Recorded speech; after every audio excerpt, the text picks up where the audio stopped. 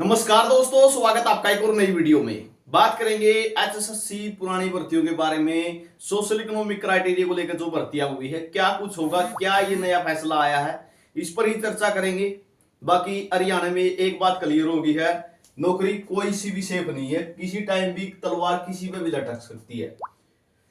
हरियाणा सरकार की 11 जून 2019 को नौकरियों में सामाजिक आर्थिक मानदंड के 10 अंक देने की अधिसूचना हाईकोर्ट ने असंवैधानिक करार कर दी है। भाई, हाईकोर्ट ने फैसला सुनाया, विस्तृत आदेश की प्रतीक्षा है और विस्तृत आदेश से पुरानी भर्तियों बारे पता चलेगा कि पुरानी भर्तियों का आखिर होगा क्या। ठीक है, सबसे बड़ा सवाल जो बना हुआ है कि भर्तियां कौन कौन सी प्रभावित होंगी।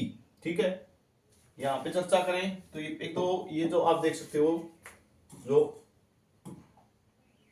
11 जून 2019 की यह अधिसूचना थी और 11 जून 2019 की अधिसूचना जारी कर कहा था कि हरियाणा सरकार की ग्रुप बी और ग्रुप सी पदों के लिए 90 अंकों की लिखित परीक्षा और सामाजिक आर्थिक मानदंड के जो अनुभव के 10 अंक होंगे। ठीक है, तो अभी बात करें तो फिलहाल जो केस है वो इन भर्तियों पे है।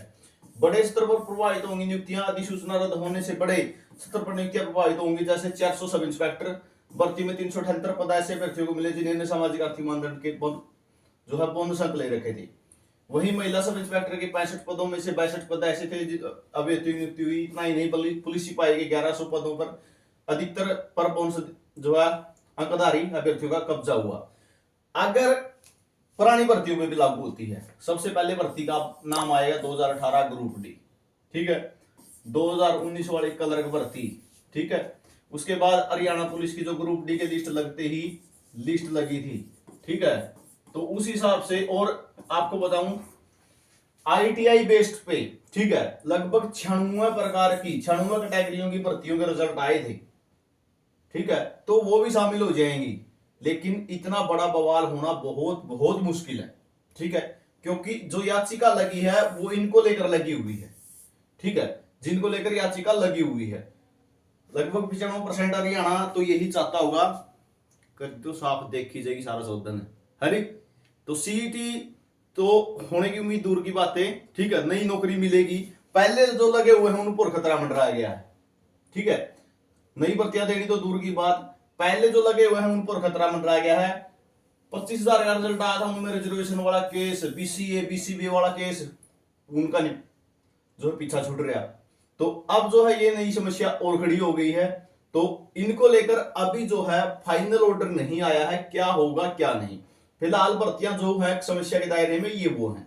ठीक है, 400 सब इंस्पेक्टर की है, 65 जो है महिला सब इंस्पेक्टर की है, 400 सब इंस्पेक्टर पुरुष हैं इसमें, और 1100 पुलिस सिपाही के पद हैं, और एक दो भर्ती और हैं जैसे एलडीसी और यूडीसी की हैं। ठीक है, एलडीसी और यूडीसी को लेकर हैं, यहाँ पे उनके बारे में जानकारी भी दी गई है।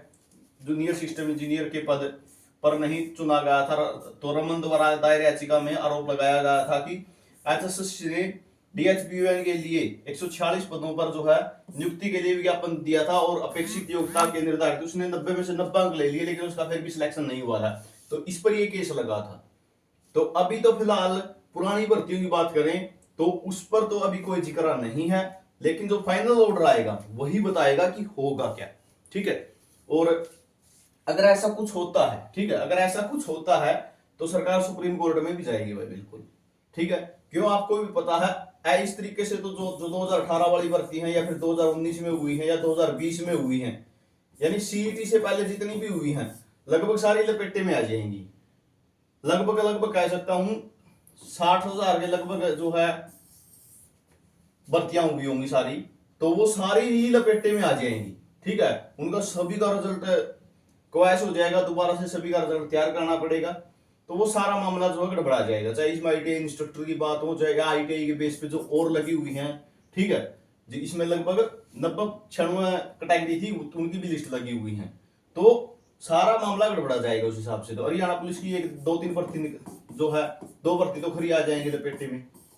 ठीक है, कलरक की है, ठीक है, जो 4798 पदों पर हुई थी, उसका तो पहले ही गड़बड़ जो हो चुका है, दोबारा फिर हो जाएगा इसके अंदर। एक क्वेश्चन को लेके तो पहले ही मामला अटक गया था, फिर हो जाएगा। तो अब जो है जो फाइनल ऑर्डर होगा, ठीक है, जो फाइनल ऑर्डर होगा वही डिसाइड करेगा कि होगा क्या। ठीक है, बाकी इन 4 या 5 भर्तियों को लेकर जो केस है, इन पे इसका असर देखने को मिल सकता है।